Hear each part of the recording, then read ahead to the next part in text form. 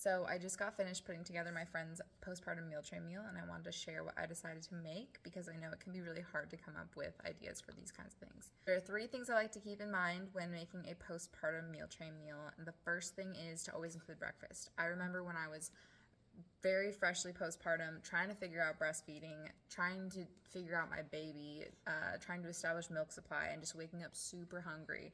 The last thing I wanted to do was make breakfast. So I love to include breakfast that they can just pop in the oven and know it's going to be there and eat on it for a couple days. Second thing is, I remember being postpartum, every other dish brought to me was pasta. I'm not knocking pasta. I was so grateful for it. It was delicious. It's super easy to make in bulk. It's super easy to reheat.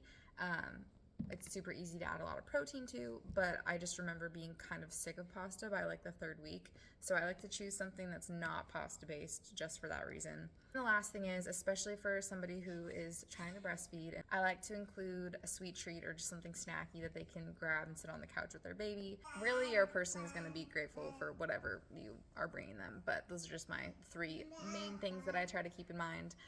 So yeah, here's what I brought.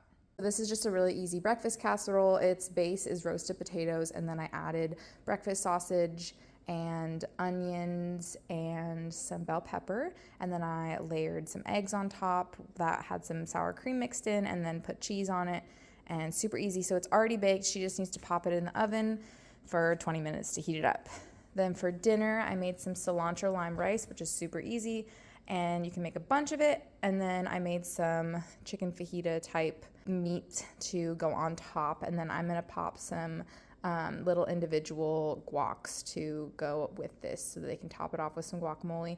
And then my favorite thing that I made her are these lactation cookies. They're kind of small, but they're super tasty. There's coconut oil, brewer's yeast, flaxseed, chocolate, just all the things that are hopefully going to help her body have that caloric intake to be successful with her milk supply.